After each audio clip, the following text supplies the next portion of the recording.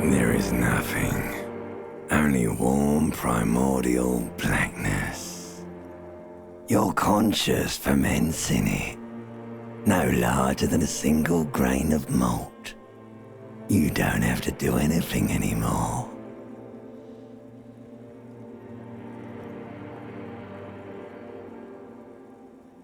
Ever.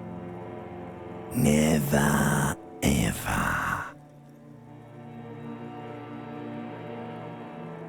Never, ever, ever, baby. An inordinate amount of time passes. It is utterly void of struggle. No ex-wives are contained within it. An awareness creeps up on you. A mass lies hidden in your dead angle, soaking in some lurid acidic sauce. It's bloated and shameful. A ball of meat surrounding you. This is a terrible line of questioning, and it will only lead to more awareness of the meat thing.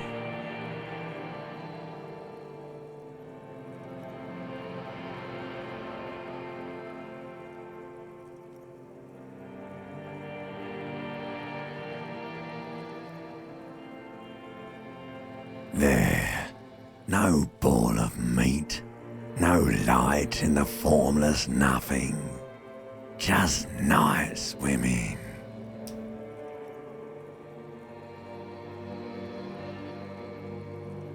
I know you do, baby. I know. Coming right up, sir. Smooth passage. All right, nothing town to fuck all borough.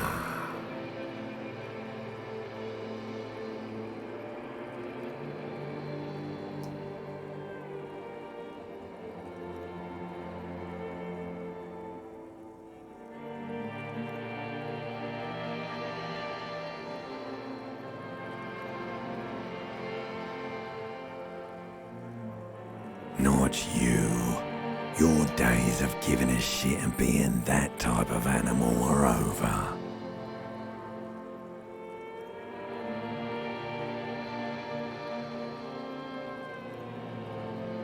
Do you really?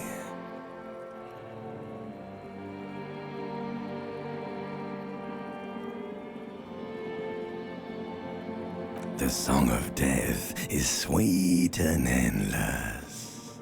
But what is this? Somewhere in the sore, bloated man meat around you. A sensation. Like a fly to the ointment, your conscience sticks to it. The limbed and headed machine of pain and undignified suffering is firing up again. It wants to walk the desert. Hurting, longing, dancing to disco music.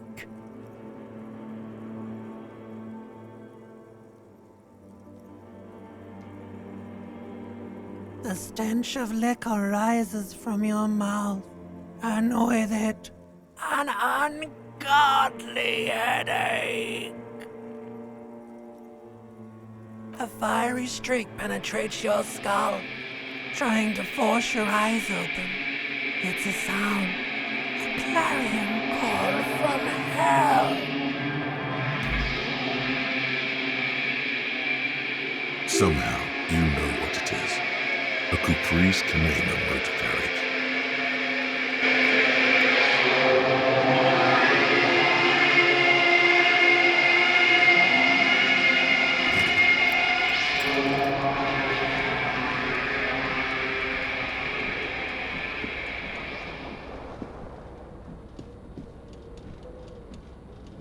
Others.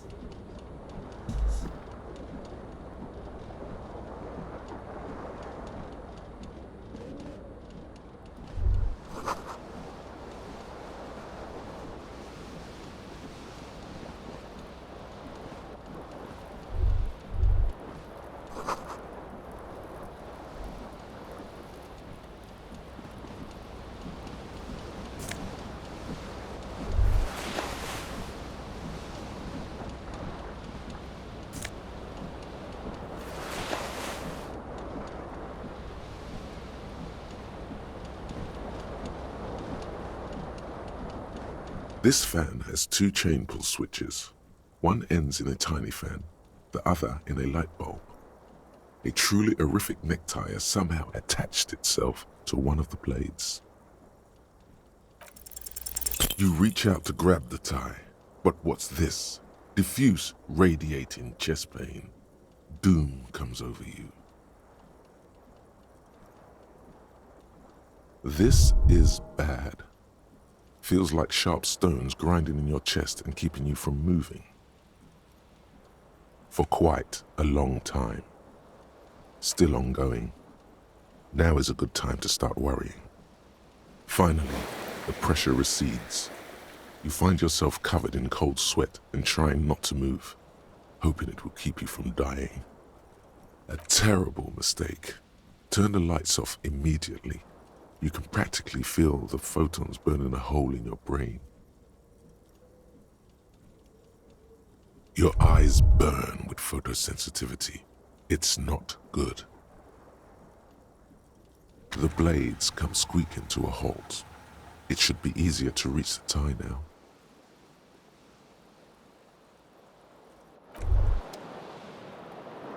This fan has two chain pull switches. This fan has two chain pull.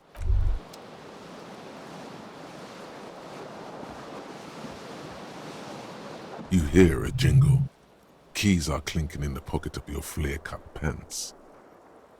It says, whirling in rags, on the aluminium keyring. There is a single key on the ring. The number 1 is etched on it. It should open the door.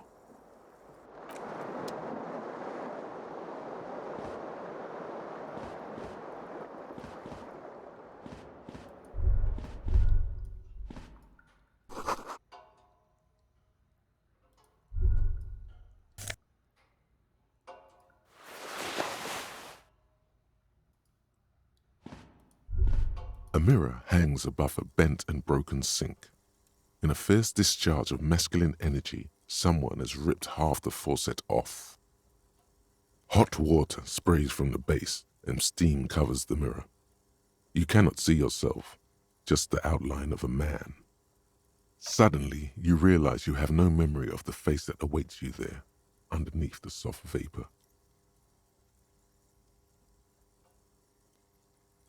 Really, all recollection of the person you are, the people in your life, and even the world you're in has drowned in a sea of blood alcohol. This was no mere night of drinking. It was a deluge of world-ending proportions. As you slowly reach your hand towards the surface of the mirror. Abort. You clearly have not thought this through. You won't like what you see there, and you will never unbecome it.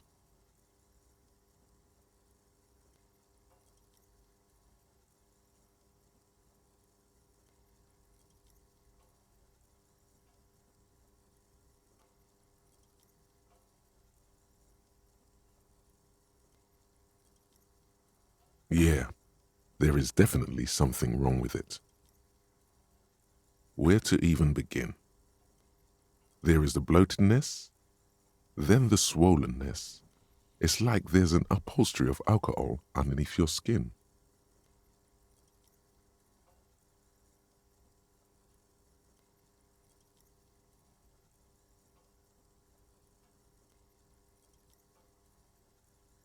It's not.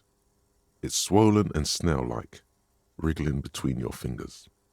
Bet you are. Your nose feels like a small balloon in the middle of your face. It hurts when you honk it.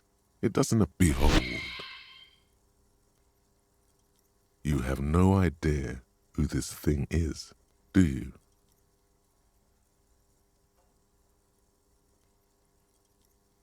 Too late. You clearly have rigor mortis on your face. Oh wait, is that an expression? Are you trying to make an expression with that face? Why?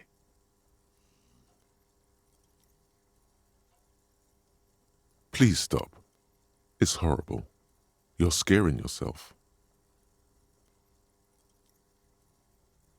You can't, can you? It's like it's not even voluntary anymore. You have worn that grin into your face, and now it won't come off. What does it even mean? What is the emotion you're trying to convey?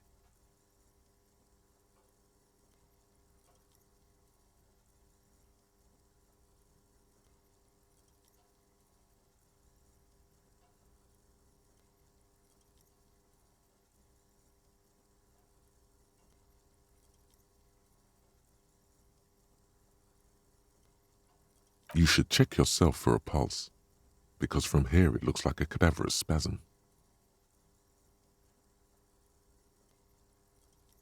Getting clever appears to make the expression even worse. Now it's mixed with smugness.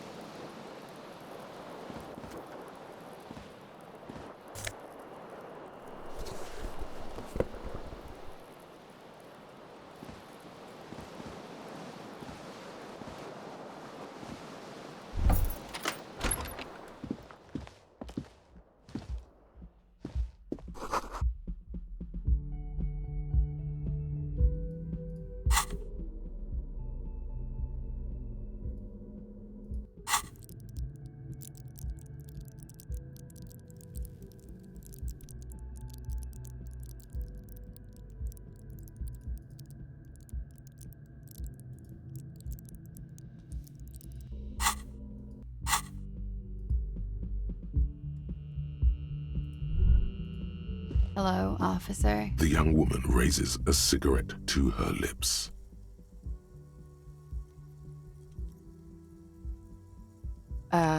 No.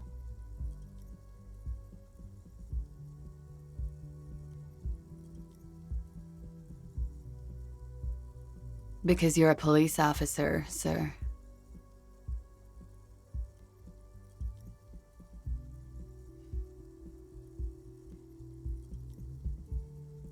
Okay, cool. I won't.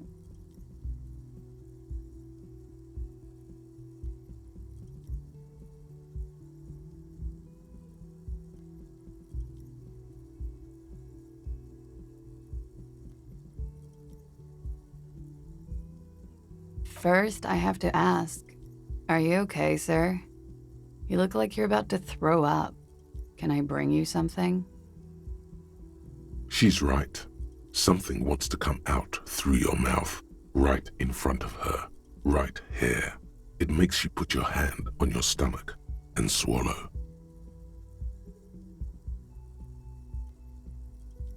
Sir, you've been here for 3 days. On official police business, no less. Couldn't say. In truth, so far, mostly drinking.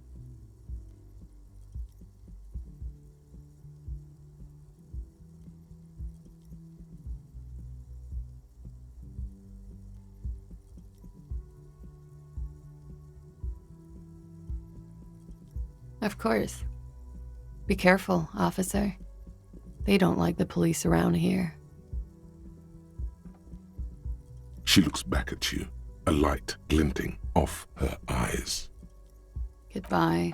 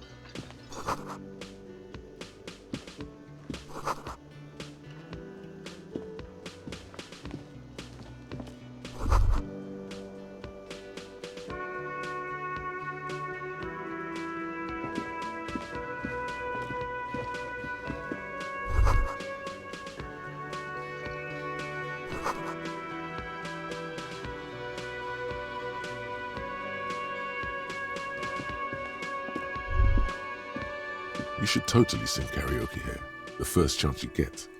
Your emotions need to be expressed. People need to know your vast, oceanic soul.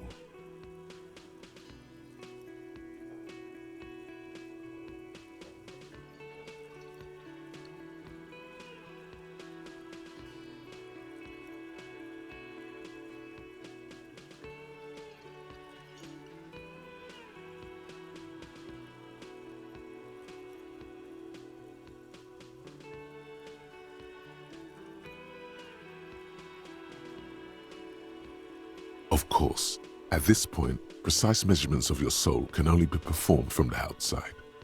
It needs to be heard through a PA system, by other people. You have not yet stumbled on the right lamentation, but it's out there. It'll come to you. You will wreak havoc with it. Don't worry. No, don't sing the happy song. It's stupid. Sing the sad song. It's profound.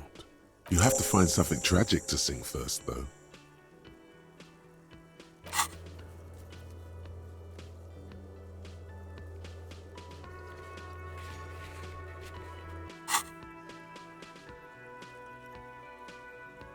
You have not yet stumbled on the right lamentation, but it's out there. Serves them right. You have to find something tragic.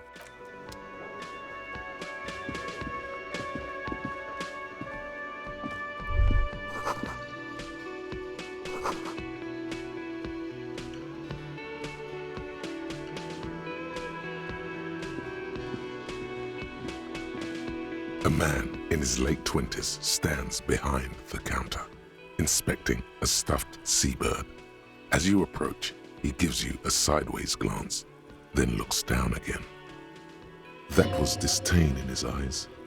Even now he's purposely ignoring you.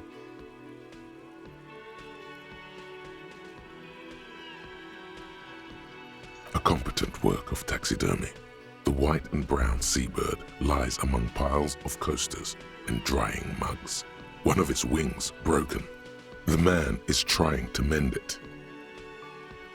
Looks like the bird was ripped off the shield that was used to mount it, most likely on a wall.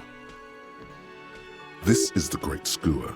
The seabird is the symbol for the discovery of the Insulindian Isola, the part of the world you are in right now.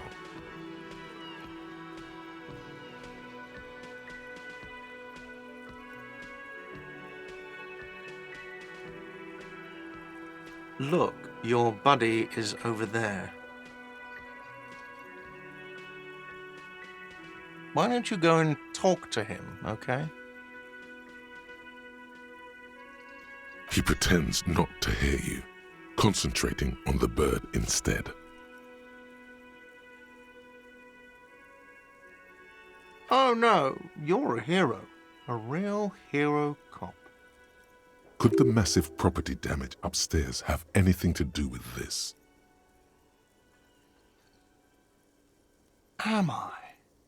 Or did you ride in, take the body down, solve the murder, and not trash my hostel room?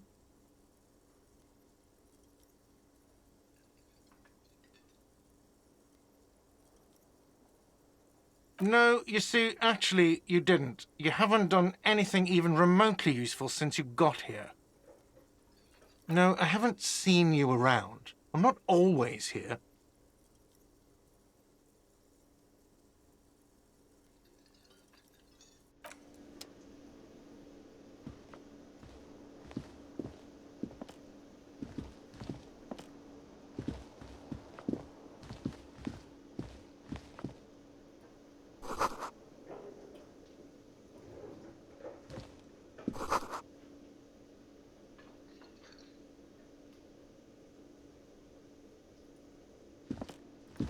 A bespectacled man in an orange bomber jacket is tapping his foot on the floor. Looks like he's waiting for someone. You. As you approach, he narrows his eyes and extends his hand in greeting. If an assault were launched on this building right now, if the windows came crashing down and the whole world descended upon you, this man would hurl himself in death's way to save you. You are sure of this. But why? He is your half-brother. Hello. I'm Kim Kitsuragi, Lieutenant, Precinct 57. You must be from the 41st.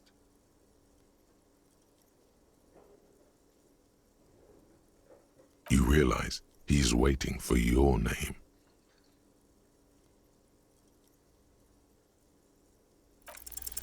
Concentration makes you squint your eyes. Your name should be deep gold and orange, like a forest fire looming on the horizon, but mixed with the stench of liquor rising from your breath.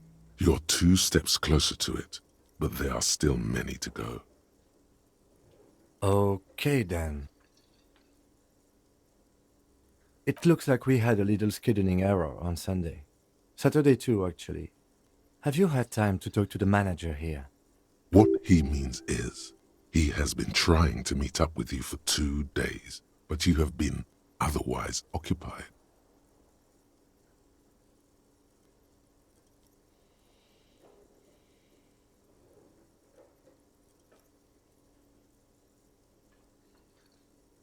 If you don't mind, we should talk to him again. Ask him for a rundown of the area. Now that I'm here as well. I understand the scene is out back, right? It also wouldn't hurt to assure him the police are finally here. In full force, I mean. Have you mapped out the initial interviews?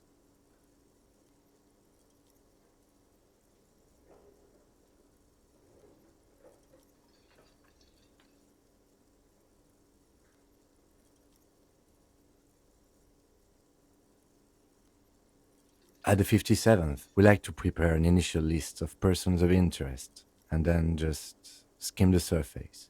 Prepare the field, get to know the players. You don't do that? Maybe it's not an inter-district practice. Okay, we'll have time for that after we take a look at the coroner's case. Have you removed the dead body from the tree?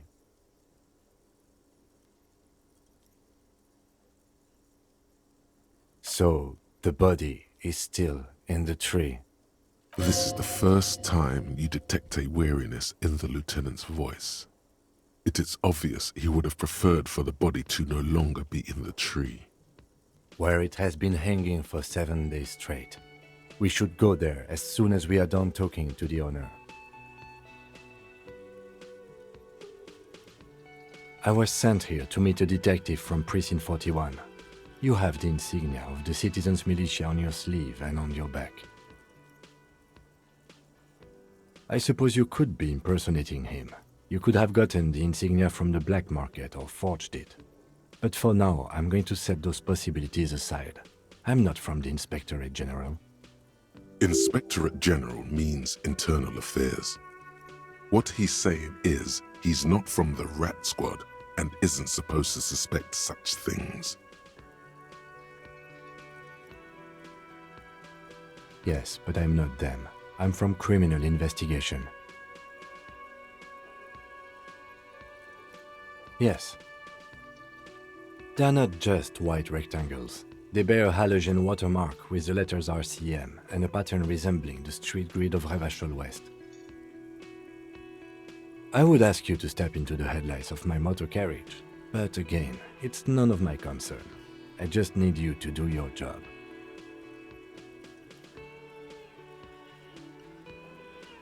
You mean you don't have a badge? Losing your identification card is a serious matter. My vehicle has a shortwave. You can use it to report your badge missing. I would advise you to locate it as quickly as possible. But getting the body down should still take precedence.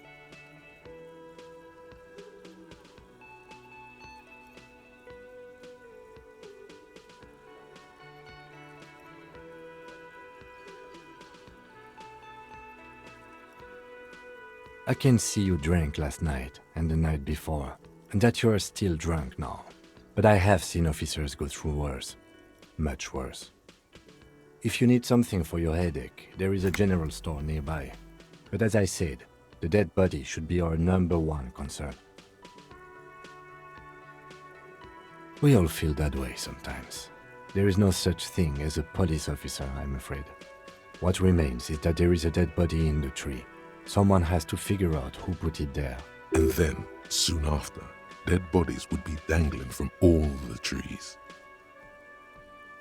But first, we have to take it down. After you, officer.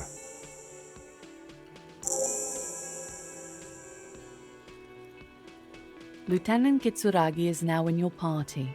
You can talk to him whenever by interacting with him.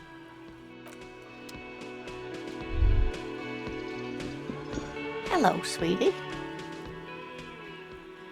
Wait, who's Sweetie?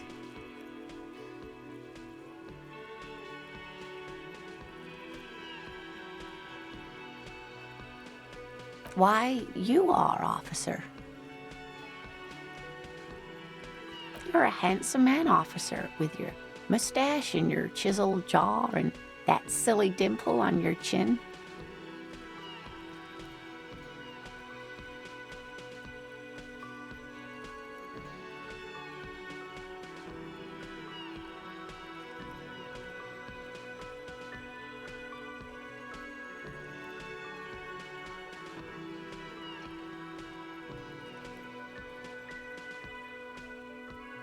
You must forgive me. I'm getting so scatterbrained. I completely forgot to introduce myself. I'm Lena. My husband Morel and I are staying with our friend Gary just down the street, but I come here for tea when they're away.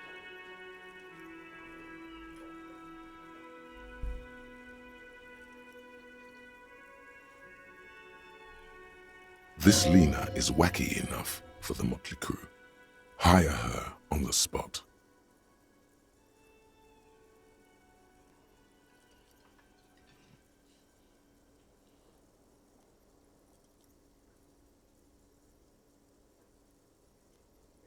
Yes, officer.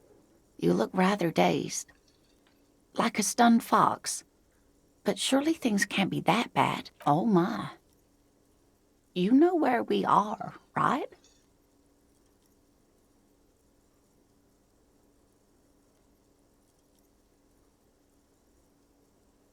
That's right. And where is the Whirling in Rags cafeteria itself located?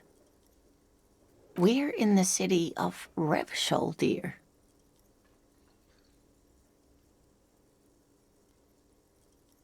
How would I even begin to tell you? Revachol is the most beautiful city in the world. I haven't seen very many other cities personally, but everyone says so. Revachol is a rare jewel. This city used to rule the world, though it has seen better days. Speaking of history, you know what year it is, yes?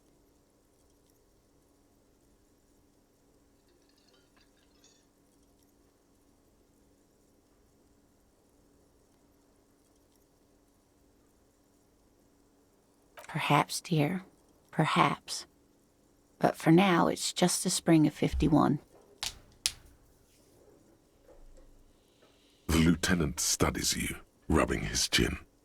I'm beginning to suspect that you might indeed be completely adrift in this reality, thinks the lieutenant.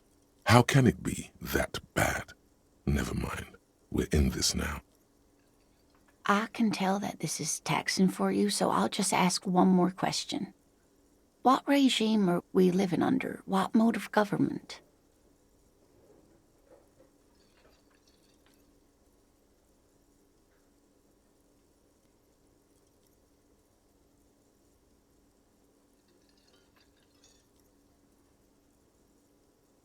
Nope, sadly not. Revachol is what's called a zone of control, under an alliance of foreign powers called the Coalition. We have no government of our own, and what democracy we have is market-driven. Meaning, buying is voting.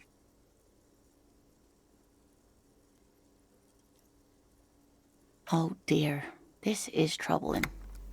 You really ought to know that, being one yourself. There aren't any cops in Revachol, not in the traditional sense.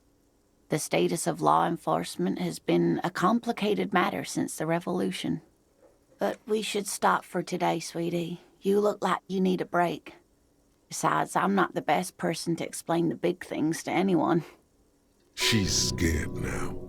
She's realized you really are brain damaged.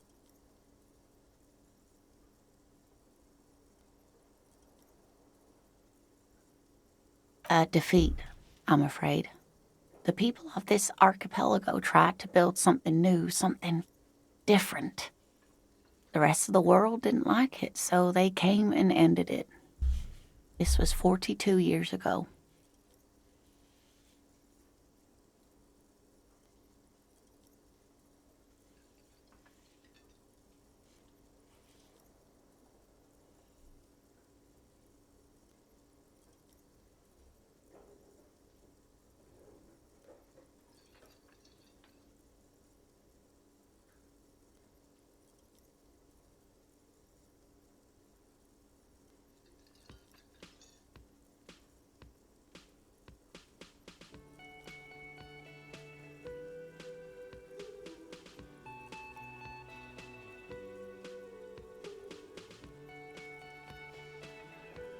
It has something to do with everything. I really don't know how. Someone more educated in sweeping matters. No, I'm not an encyclopedia. I won't be a guide either. I'm a detective. Of course. Then I don't know. Someone rich, maybe? Wealthy people are educated. Though I don't know where you would find a wealthy person in Martinez.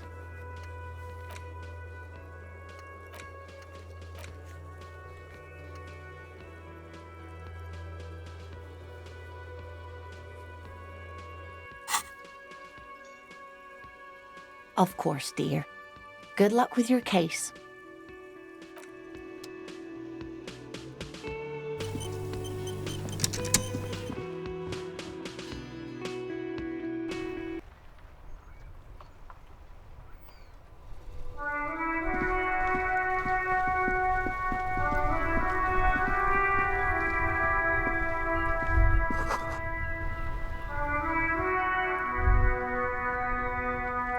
The RCM in Martinez. What can I help you with? Of course. What can I help you with? Of course. Where to? There's the pier, the Cape Side apartment buildings, some more tenements. Not a lot, really. The harbor gates, some kind of commotion, I think. I don't follow the local politics. Some shops and a bridge. The canal bridge leads to the coast, but it's broken, I think. Some kind of accident, probably. Just coast. There's a little fishing village there, and a fish market. But it's just water. No, actually, I think they call it the Martinez Inlet. There are some islands in the bay. What do you mean? We're in Martinez, sir. This intersection is called Roundabout North, I think. No problem. Me? I am just a gardener. I am pleased to meet you too, officer. Of course. I won't hold you back.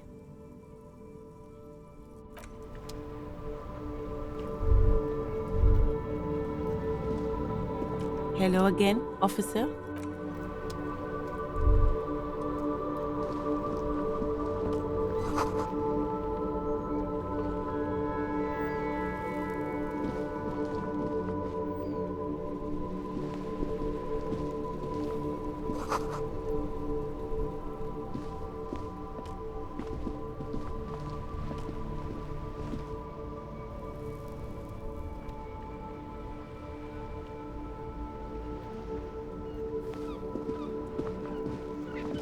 Before you stands a motor carriage. The bodywork is covered in blue and white livery, bearing the number 57. Vapor emanates from the large engine on the back of the vehicle. It hasn't had time to cool off yet. This must be the infernal machine that tore you from oblivion. The Caprice Kinema motor carriage. In the cabin, you are welcomed by a set of steering levers, a radio microphone on a hook, a pull-out toolbox under the seat, and the soft glow of the fuel preheater gauge. The frequency tableau lights up, and a green button labeled Prime Line glows like a feline eye. And then you hear something. The soft purr of electrical kittens, radio waves cast far and wide over the metropolis. A woman's voice greets you through the static. This is Precinct 57. Hello, Lieutenant. How may I assist you? Hello, Alice. Please assist our colleague from the 41st precinct here. I'm putting him on.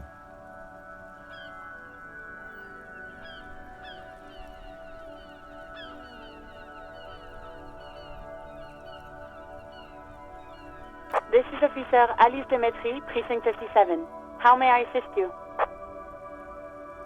Just a second, officer. 10-2, 10-5. This is 41st. Come in. Over. A scrawny old man sits in a dusty cubicle, smoking, with a large white rectangle sewn on his vest. In front of him is a box-shaped apparatus with an array of wires and antennas. The radio switchboard. The man uses relay code. You got this. You're a cop, and cops know relay code. 10-4, message received. 10-5, relay message. 10-18, state your message, sir.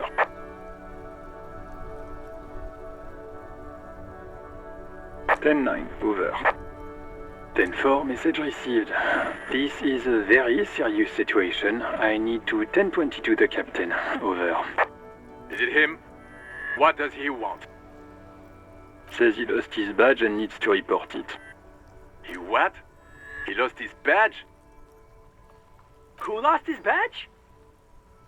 Dick fucking Mullen. Who do you think? It's Officer Dick Mullen from the bestseller Dick Mullen and the Lost Identity. Dick Mullen is not your name. It's the name of a fictional detective who would not lose his badge. Defend yourself. Immediately. They're laughing at you.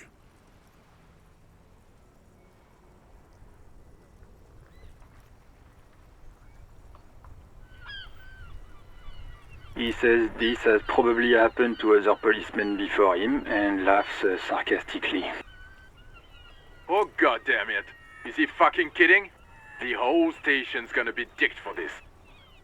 Satellite Officer Vikmar is wondering if you might be joking and adds that this tarnishes the reputation of the entire station. Over. Mullen dicked us. 10-4, I hear you, officer. I'm just going to make a note here that you are in pursuit of your misplaced badge. Over. Fuck me. Mac, come here. You've got to hear this. Dick Mullen lost his badge. What's going on? Super Cop here lost his badge. He lost his what now? His badge. He lost his goddamn fucking badge.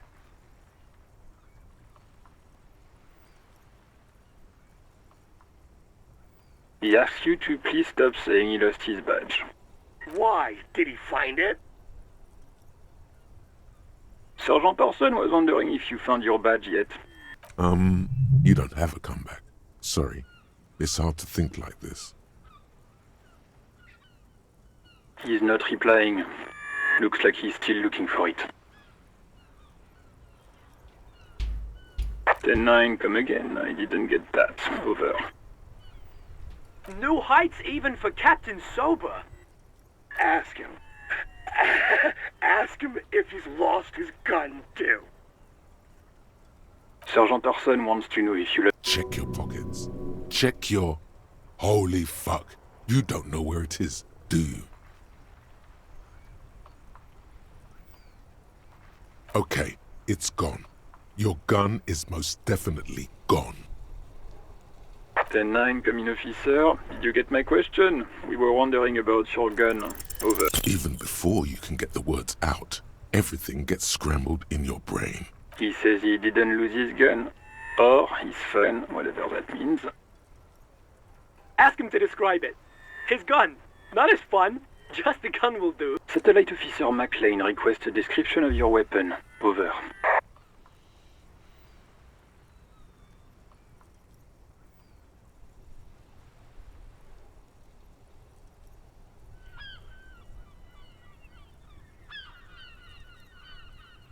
It's a single-shot kill A9. An armistice, to be precise. Says it's a kill 9mm armistice. Armistice? What, is he a fucking... Clearly he doesn't have his Villiers anymore. Dear God, he lost his gun. Oh my, I can't. This isn't really a laughing matter. Mac can face a giant of Coco Nur by himself, but Disco here made him piss his pants. Oh, I can't. Fuck. He lost his ass, but he still got his wiener. Oh man. I'm not going to. Ask him. Sergeant Orson here is wondering if you are still in possession of your genitalia. Over.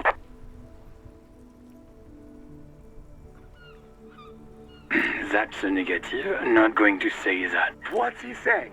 He The prick ate Mama's vanilla waffles at the captain's birthday party. Some Sure her vanilla waffles were the only thing he ate? Shut up, Chester. This isn't funny. This is my mom we're talking about. Tell him to apologize right now. Sergeant Orson requests that you apologize for the claims you made about his mother. Over. He says he's sorry and didn't mean nothing by it. Okay. Tell him. Tell him to find his goddamn badge and gun. That's the only thing that matters here. Satellite officer.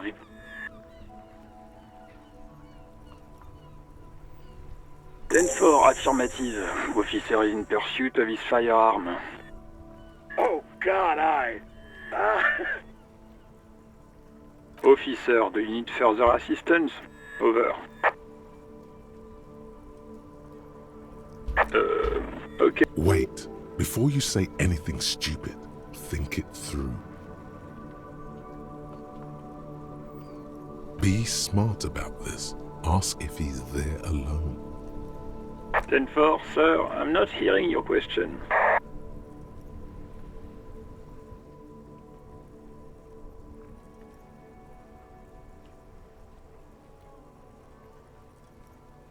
Ten-9, repeat message. I didn't get that, sir. Over. What? What is it?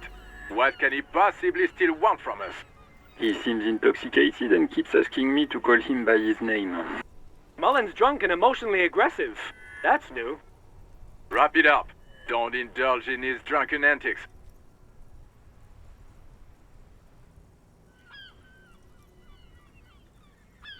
Understood, sir. Over. Roger that. 10-10. Over and out. A metallic drawer slides out from under the seat and clicks into place. The tools inside are neatly organized. Take what you need, officer. It's going to be a long case. I'm not protective of my tools, like some men are. He's clearly a little protective of his tools. But what can you do? Work is work.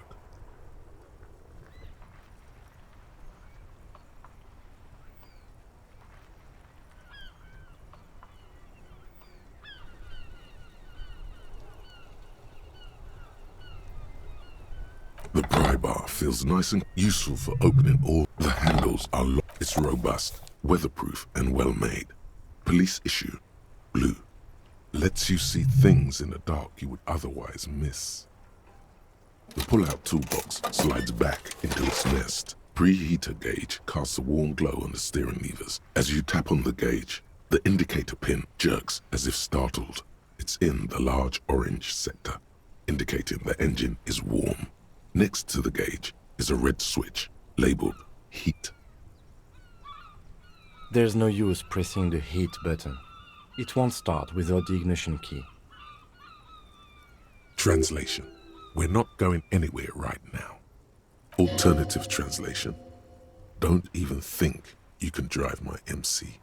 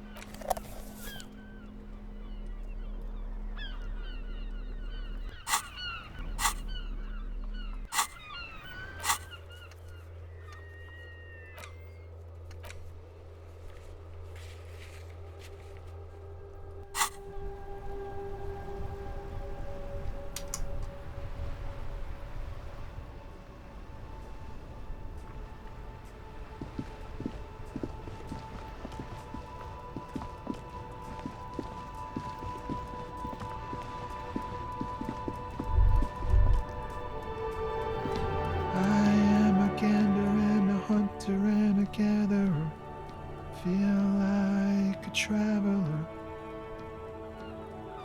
A simple little cadence. He seems to be making it up as he goes. From another planet. Hey there.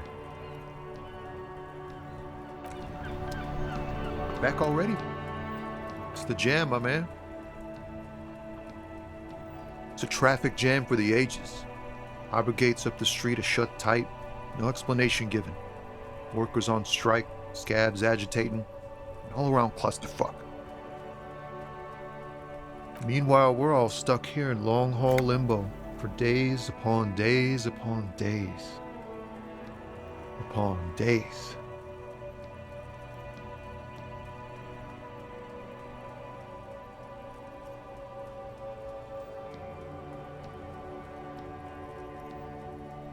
Feels like forever. Like I was born on this here roundabout and this was all I ever knew. Just me and the metal and the tires, the oil and the fumes of mazout. Mazout is an antiquated term for heavy fuel oils. This man has a barely suppressed performative streak, or he just likes unusual words, or both.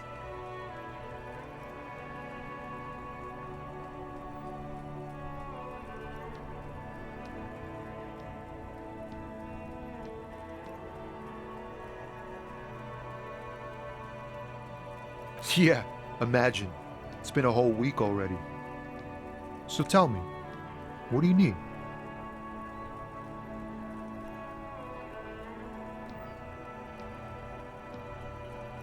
He ain't one of us drivers. I know that. All accounted for. Otherwise, I haven't really asked about that. Been wasting time right here. Keep him busy. It's easy to see he's telling the truth. He's kept his nose out of the dark stuff. The man taps his fingers rhythmically against his arm. Oh, high-grade narcotics, illegal firearms, stuff like that. Relax. He's merely joking.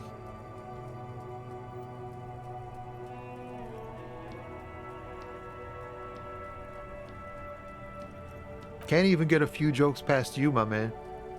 I've got another haul of found cargo.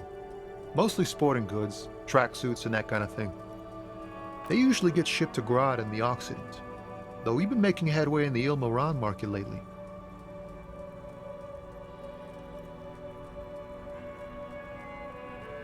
We're pals and all, but I can't just freely hand out the merchandise.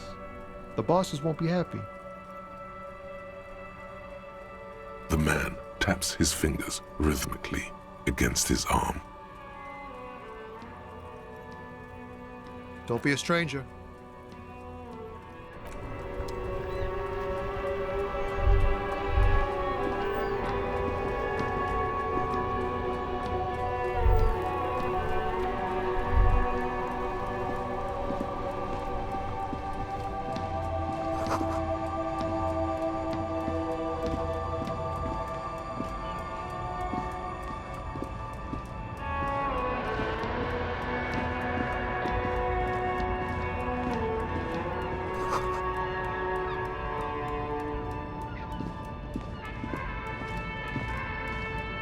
An old monument stands in the middle of the traffic island, pointing toward the sea.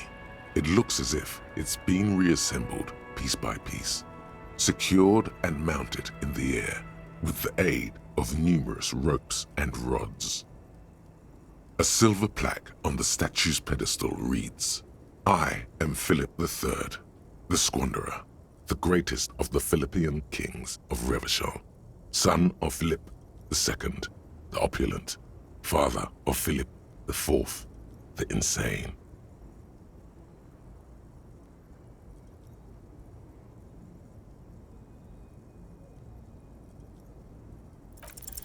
Even by the standards of the Philippian kings, old sumptuous Philip was known for his profligacy.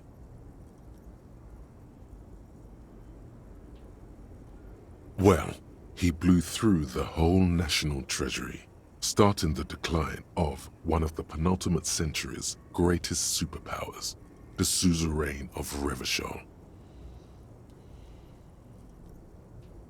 His own maladministration foreshadowed the fall of the monarchy during the anti-centennial revolution, an end to his family line and the monarchy on the Insulindian Isola.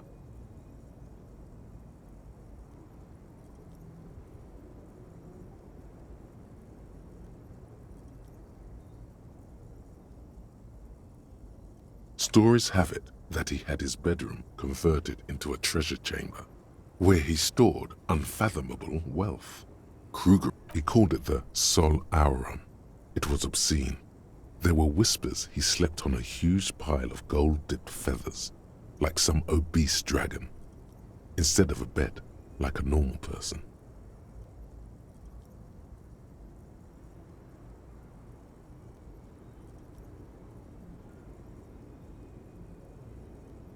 But wait, you haven't even heard about his fabled cocaine addiction.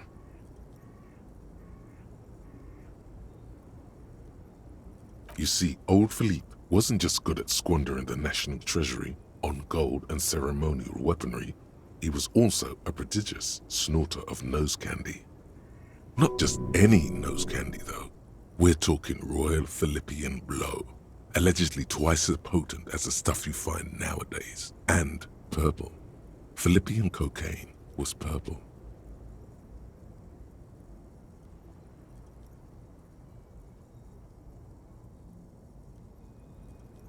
His Majesty's courtiers said it helped him connect with the higher realms.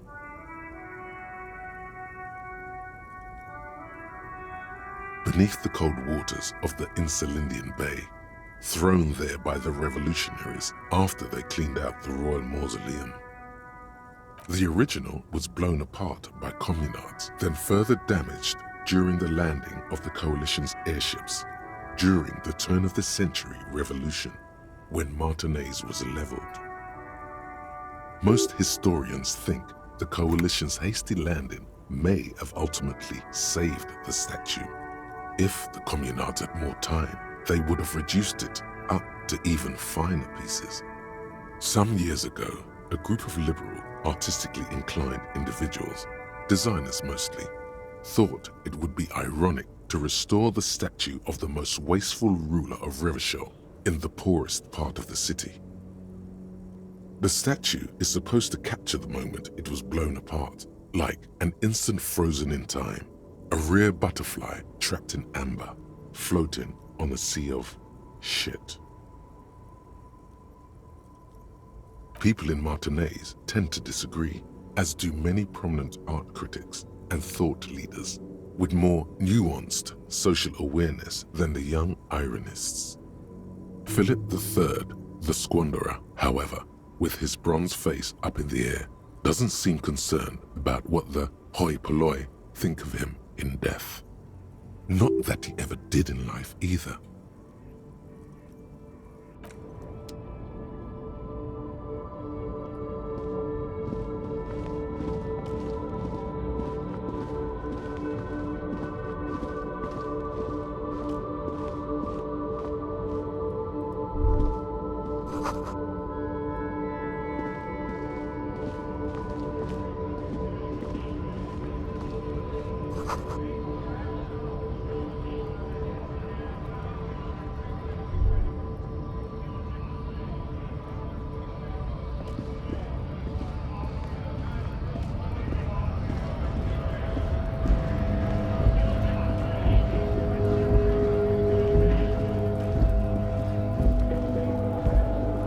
Welcome to Revachol.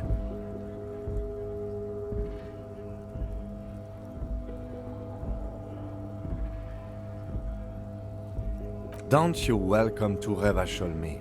My grandfather came here from a 3,000-year-old racist isolationist culture, while your ancestors came to this island a mere 300 years ago. Every school of thought and government has failed in the city, but I love it nonetheless. It belongs to me as much as it belongs to you.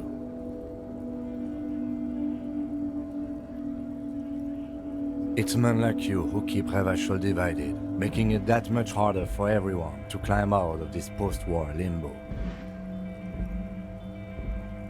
What he means is, fixation on the Revacholian nation makes it harder for Revachol to actually attain self-determination.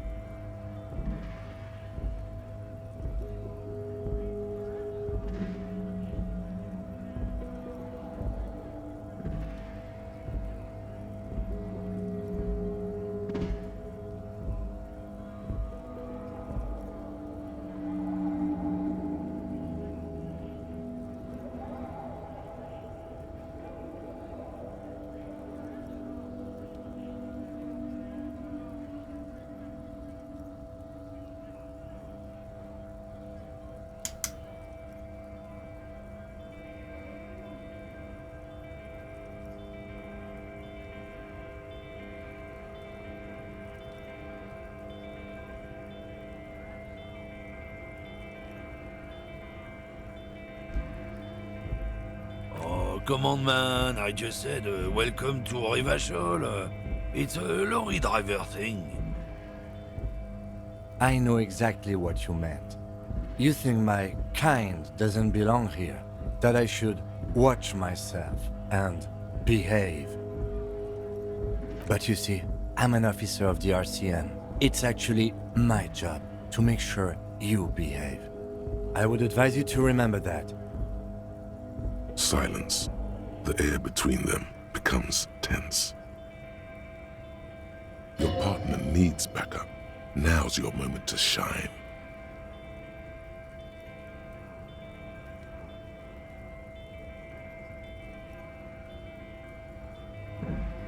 I haven't learned anything I didn't know before. The lieutenant exhales and resumes his regular calmness. Whatever you say, officers.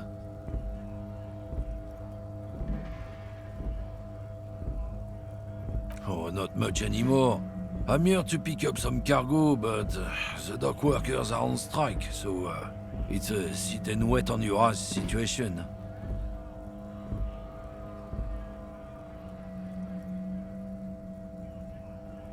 The strike? Oh, they've been at it for a while. A month, 2 months maybe. But this here is just the last week or so. Apples. Apples is exactly the kind of thing you'd say if you had something to hide. Yeah, apples? I take it you had other questions? Oh, not much anymore. I'm here to pick up some apples. Apples is exactly the kind of thing you'd say if... Look, as detective. I come from a long line of lorrymen. Oh, I'm here to pick up a load of fucking apples, man. Damn, you're not gonna get more out of him on this. He's put up the wall of racism.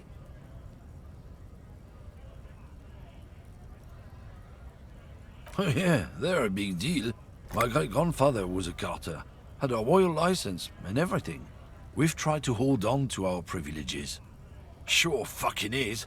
We have a guild and everything, huh? Very ancient, very prestigious. Goddamn right. They've been trying to fuck us out of our heritage in the name of profit. But when they're trusting street thugs with their...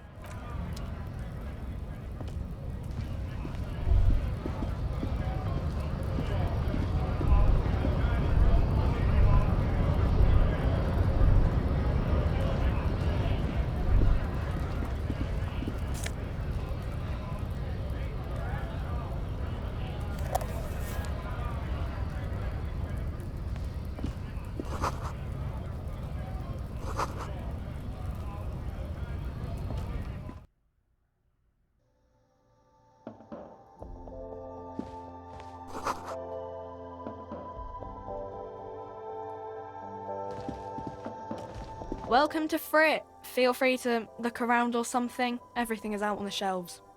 What's that magazine she's reading?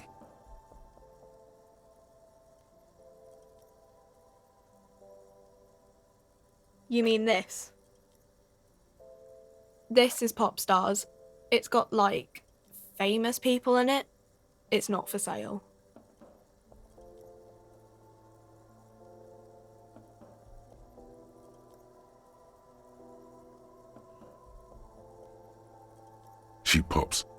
raspberry-flavored bubblegum. The lieutenant frowns at you before turning to the clerk with an apologetic half-smile.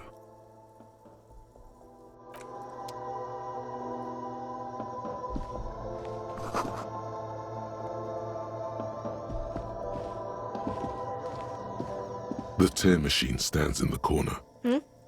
Oh, that's the tear machine. It's a machine for tear. You know, you find tear outside, like bottles or whatever, and put it in the machine, then it gives you money. You need a bag, I guess. We used to have some, but we gave them all out, so feel free to use it if you find a bag, though. I'm sure there are some out there.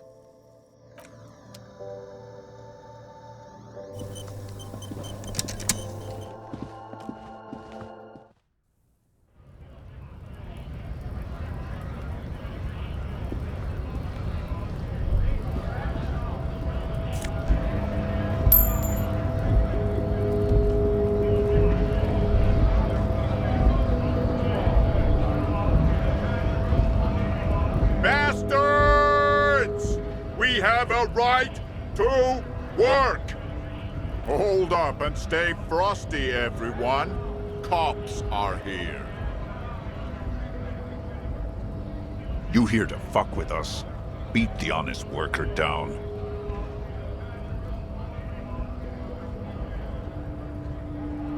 We're here to fight for a cause. Stripes usually have problems with people who have causes. Good. We're fighting for a cause here. Right to work! Right! Besides, we're not that different. It helps if people see us talking, cops and strikebreakers together. Shows authorities are on our side. Builds confidence. Rights of people, rights of workers, to have gainful employment, to make a salary, and feed their families. His manner of speaking is wooden, the tone of voice bland and uninspired, almost as if compiling replies from a set of learned phrases.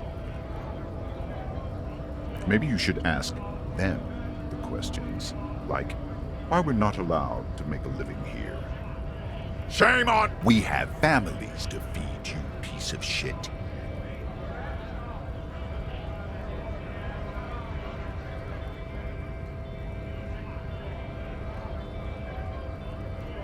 So do we, Scab.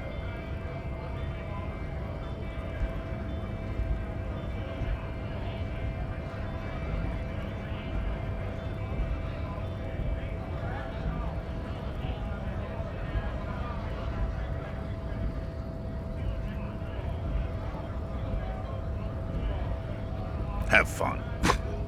Union shits are on full strike. Don't think they're going to let you through the gates. I'm trying to meet their fat boss.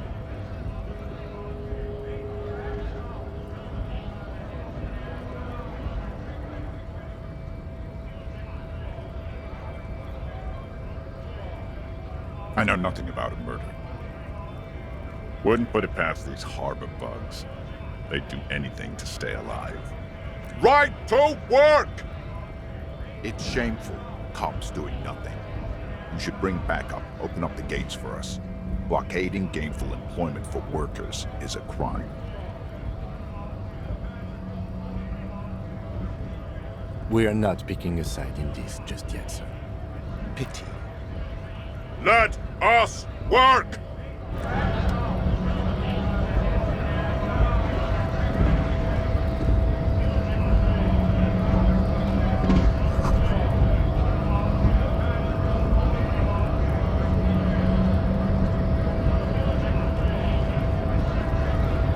Scab?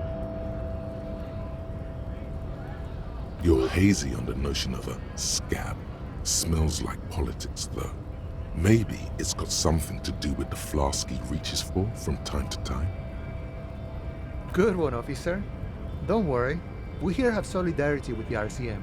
Imagine, you cops going on a strike, but then another cop comes in and says, let us cop for less money. Speaking of, what brings the RCM here? To the Wild North? Come to see the strife?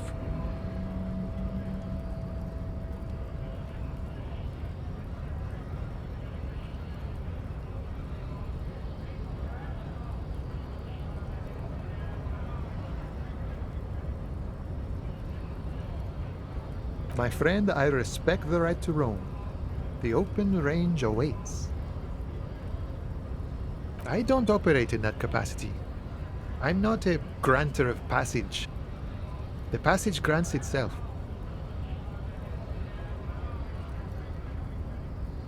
If it's all so simple, why don't the strikebreakers just go up the stairs? Aye. Walk right past Measurehead and go in.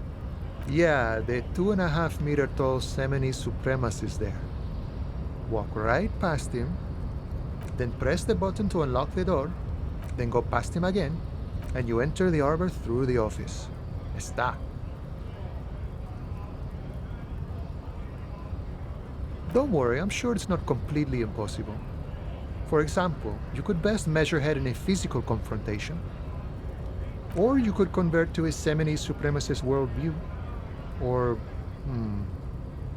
maybe it actually is completely impossible. Not yet, no. He's incredibly strong. Sure. Murder, huh? That sounds like a lot of hard work. You'd never see me investigating a murder.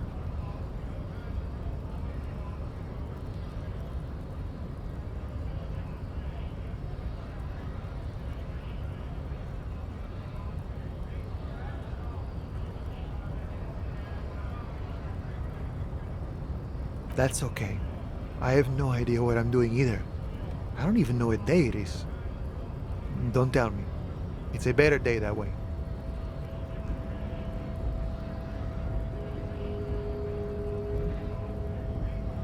You know, serious business. I'm sure... He's a chatty guy. Wants to talk about the strike.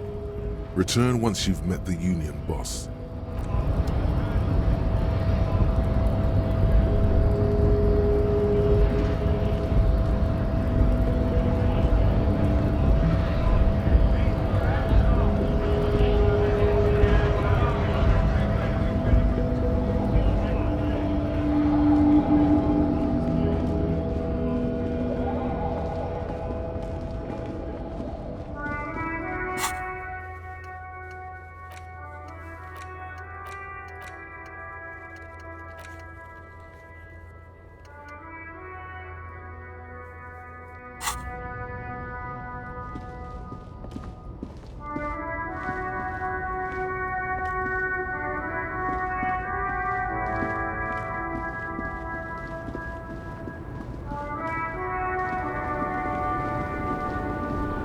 Small, wrinkled woman does not greet you. She nods along to something on her radio. The photo, an ambrotype from the turn of the century. There's no response. Wherever this woman is, your words fail to reach her. Wait. She's just a distracted old woman. Better to leave her alone.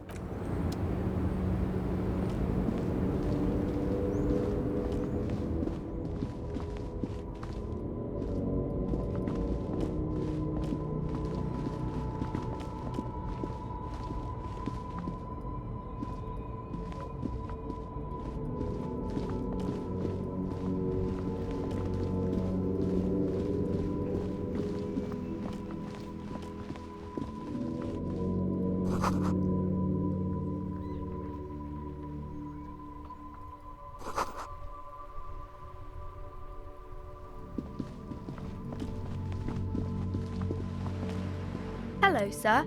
Step right in. Are you interested in a new and exciting book? Okay, sir. I'll try to answer My name is Annette, sir.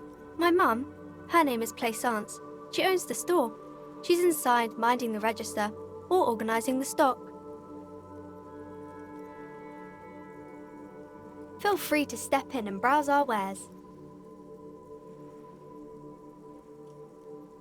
I'm signaling that the store is open. Otherwise, people might not know. They'd miss out on the crime, romance, and biographies of famous people.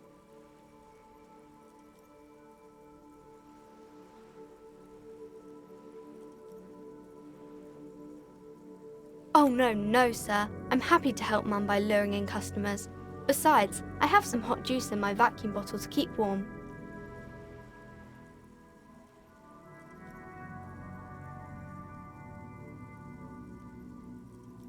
I do my studies at home at the moment. I have to help Mum keep this place running.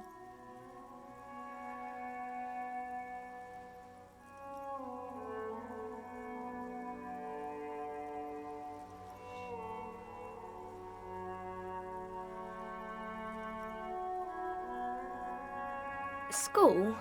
Well, mine is a big yellow building on Boogie Street, and the people there run it. They say it. Mum says it's necessary to. Mum says it's peachy. She was a little afraid at first. There's.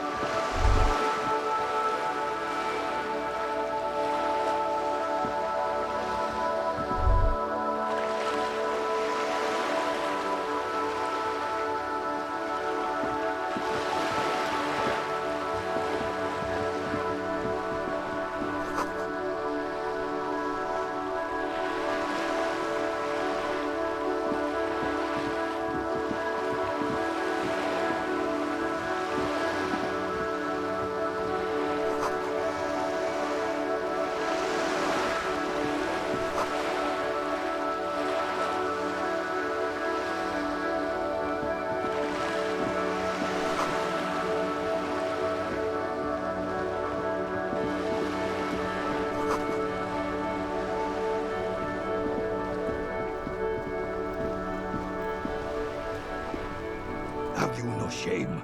Whining about your back every time you bring out the measuring tape. René, you're a man with a fork in a world of soup. Please, let's just try to enjoy the game, alright? I'm trying to, but you keep breaking my concentration. You're old. I can see that. We're both old. Now stop grabbing your ass like it's a girl. These manly men are playing balls. This is a ball game. Grab a ball and play it. Don't ask questions. Shoot first. No, you got this. There's the ball. You're the game.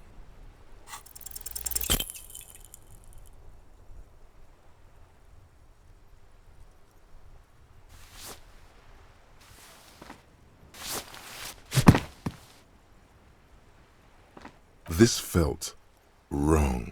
Wrong. Mon Dieu! Good job, officer. That. There are no two more harmful words an athlete can hear than good job. And this was downright embarrassing. Your muscle memory knew what to do and went for it, but there were gaps.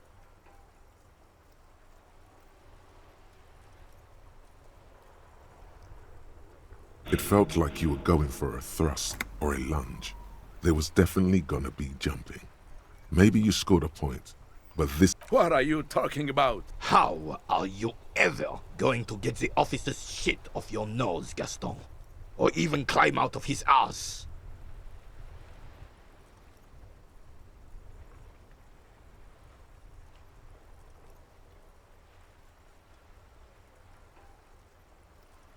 Probably because those rooster pants are squeezing you senseless.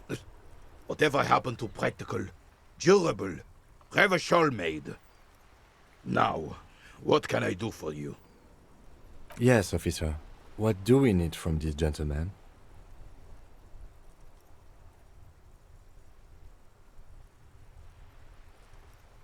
Unfortunately, I don't.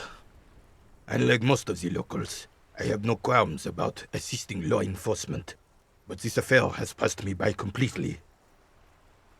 In Martinez, the union is the law, so can you really blame them? Cop is a pejorative term. I don't have a problem with policemen. On the contrary, I admire the effort to bring order to our streets. He doesn't know about the crime. Your time is better spent discussing politics. I'm confident they are indispensable in regard to all the paperwork and other administrative duties.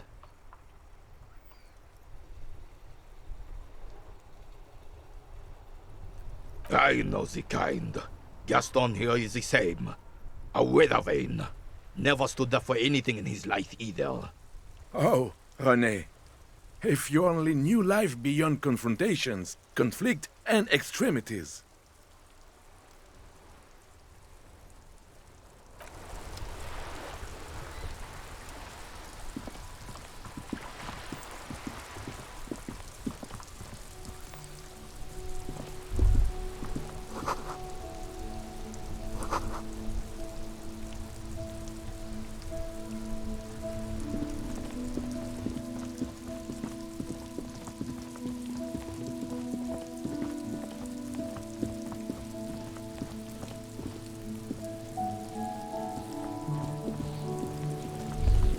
Kuno's got this!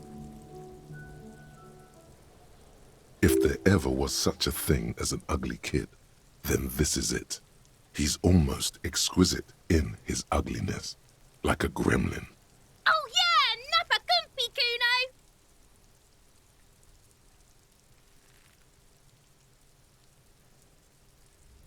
Right in the dick, Kuno! Get him right in the dick! Love it in the dick. The boy is sweating profusely. His eyes are like two black holes and his jaw is twitching as if trying to break free from the empire of his body. Fuck that! Kuno, yeah, right! Shits himself. The rake, Kuno! You should throw the rake at him, Kuno! The fuck? Does Kuno know what a rake is? Kuno's not a gardener. The fuck are you talking about? He's calling us Kuno! He says we're fucking each other! Alright, entertain the Kuno. Show me what you got. What you got there? What you got, huh? Show me what you got. Irregular speech patterns, overconfidence. Could this kid be on drugs? This warrants further investigation into this Kuno.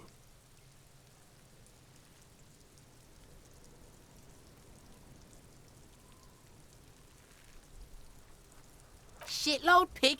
What's your question? Don't tell the pig shit, Kuno! If I were to want to waste my time, which I do not, I would ask them who he is, how he got there, and the usual.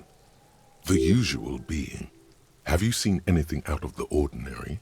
Or have you seen anything suspicious? Kuno's fuck imp. Kuno uses the fuck imp for target practice. He's trying to hide the fact that he doesn't know.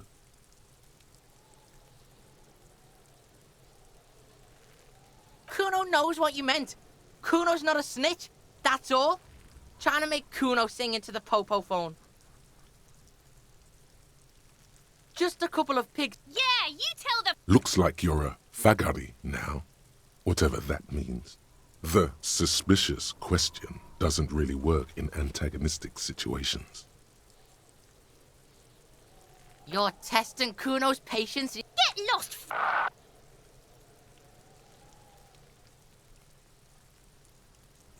Right, pig? This is where Kuno played. Yeah, whatever. Kuno doesn't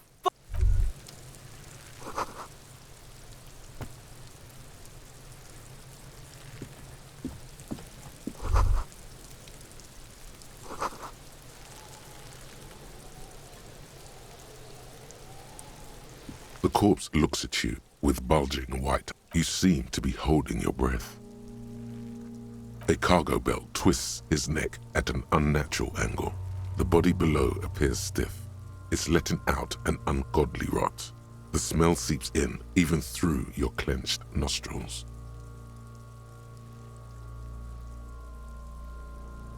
Active decay. It's okay to throw up, officer. No one is judging. He's about to blow! Cock's gonna blow!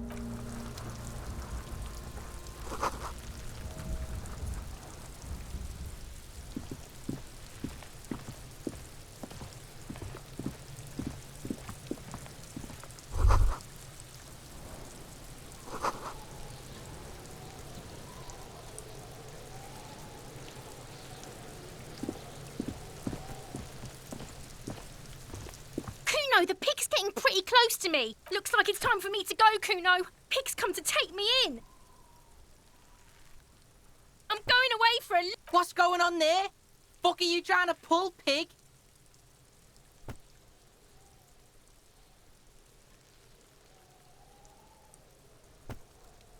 Murder was the case.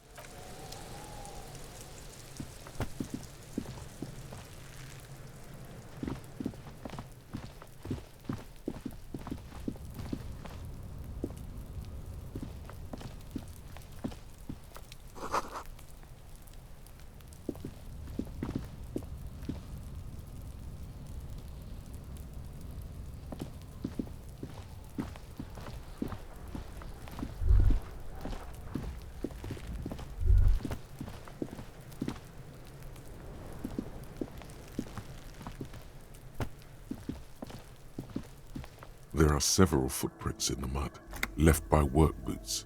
Anywhere from 6 to 12 pairs have walked here. Heavy workers' boots with reinforced toes. Isn't this something an industrial worker would wear? Noted. Noted.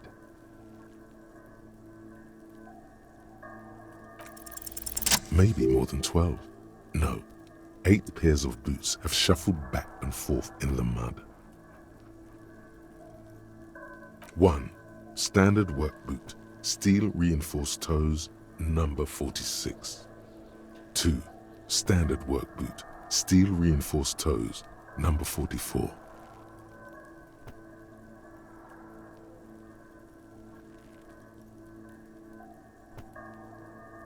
3. Hobnailed work boot, steel reinforced toes, number 43. 4. Standard work boot, number 45 or 46. You don't know. It's a miracle you can tell the prints apart as it is. The cold must have preserved them. 5. Another standard work boot, steel reinforced toes, number 44. 6. An aberration, light as air, even pace, same make of boot, but number 41. Impossible to tell. Could also have been an adolescent. The gait is, you're not bad. It's as if the whole world darkens. Everything else has a thin film of unimportance on it, and the tracks burn in the middle of it. In a 7, the glowing outline of a standard work boot, number 46. 8, and yet another step. How many?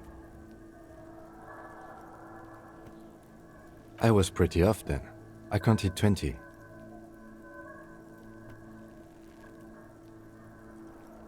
I never got the hang of it. Hyperopia. Do you see anything out of the ordinary?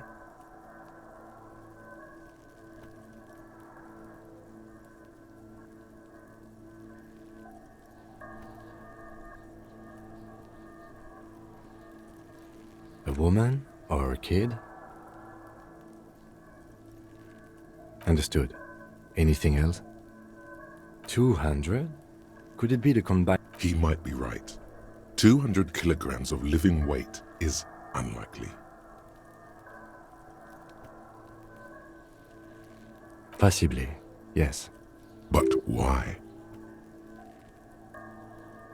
Yes, they could have used a makeshift stretcher or just march him up to the gallows.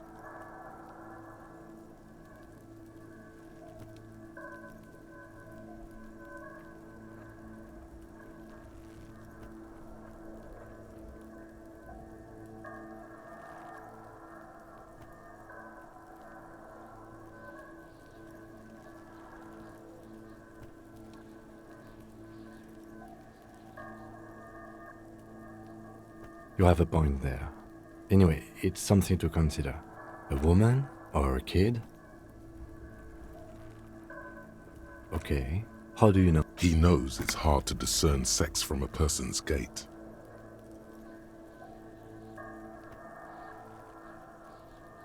That's okay. Go on. 200? He might be right. 200 kilograms of living weight is... Maybe it wasn't.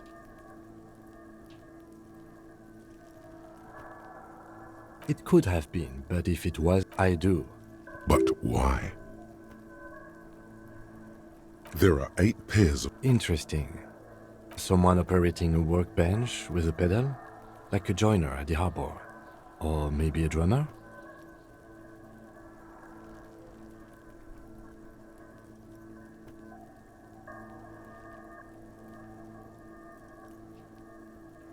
No, it's not.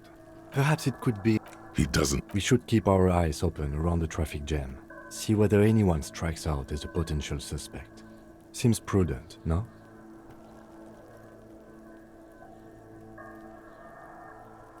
You're right. It's a week, maybe? It is not. I pulled last... Correct again.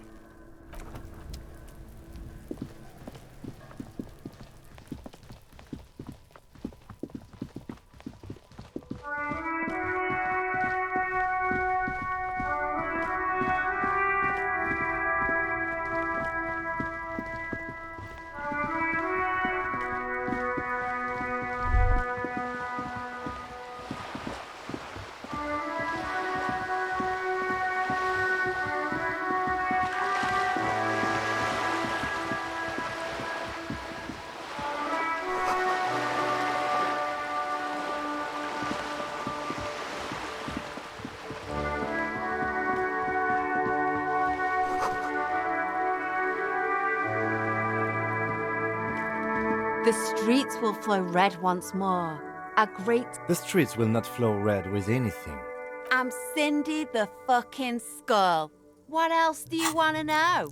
Date of birth, blood type, the last time I was tested for Hep C.